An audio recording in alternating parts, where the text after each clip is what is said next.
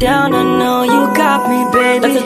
Assalamualaikum warahmatullahi wabarakatuh. Halo semuanya. Perkenalkan, nama saya Nadia Fairuza Syaputri dari kelas 10 TKJ SMK Negeri 53 Jakarta. Pada kesempatan kali ini, saya akan membahas materi mengenai jaringan dasar. Sebagai anak TKJ, penting banget nih buat kita paham gimana sih cara komputer satu dengan yang lainnya bisa saling ngobrol atau terhubung. Yuk kita simak pembahasannya. Apa itu jaringan komputer? Jaringan komputer adalah dua atau lebih perangkat, PC, laptop, HP, printer, yang saling terhubung menggunakan kabel atau nirkabel, Wi-Fi, untuk berbagi data dan sumber daya. Tujuannya cuma 3. Berbagi data, kirim file, dokumen, atau video. Berbagi perangkat, satu printer bisa dipakai ramai-ramai oleh satu kantor. Komunikasi, email, chat, hingga video call. Jenis jaringan berdasarkan jangkauan, skala. Sama seperti jalan, ada jalan setapak, jalan komplek, sampai jalan tol antar provinsi. Luas jangkauan, tanda kurang lebih 10 meter. Contoh, Bluetooth HP ke earphone. Luas jangkauan, satu gedung, ruangan. Contoh, Wi-Fi rumah, lab komputer. Luas jangkauan, satu kota. Contoh, jaringan antar kantor pusat dan cabang di satu kota. Luas jangkauan, antar negara, benua. Contoh, internet adalah contoh WAN terbesar.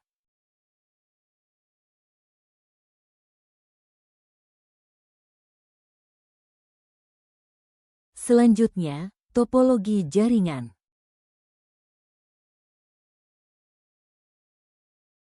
Apa itu topologi? Bayangkan topologi seperti peta rute.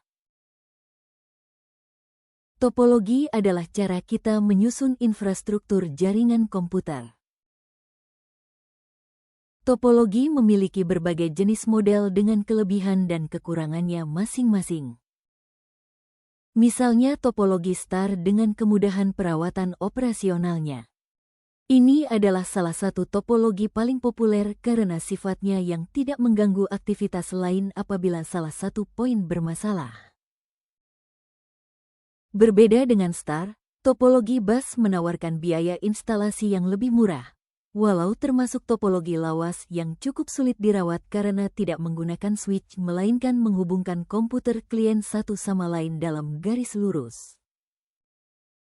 Berikutnya ada topologi ring. Ini memiliki kemiripan dengan topologi bus dalam perawatan dan cara kerja, namun dibuat menjadi semacam loop dengan menghubungkan titik akhir kembali ke titik awal. Lantas ada topologi mesh, topologi paling aman perihal redundansi jaringan. Apabila beberapa poin bermasalah, jaringan masih dapat terhubung melewati jalur lain yang tidak bermasalah, tapi ada harga yang harus dibayar mahal. Proses instalasi awal dan perawatannya membutuhkan usaha dan dana lebih besar daripada topologi lainnya. Hardware. Membicarakan jaringan komputer tentunya tak bisa dilakukan tanpa perangkat fisik yang memiliki fungsi berbeda-beda sesuai tujuannya. Router atau access point tentunya digunakan untuk mengelola aliran data pada jaringan terutama untuk terhubung ke internet melalui modem. Perangkat hub berfungsi memperbanyak percabangan jalur jaringan. Kabel UTP adalah jalur yang memungkinkan data mengalir dari hardware satu ke hardware lainnya. PC adalah pengontrol, pengirim, atau penerima data di dalam jaringan.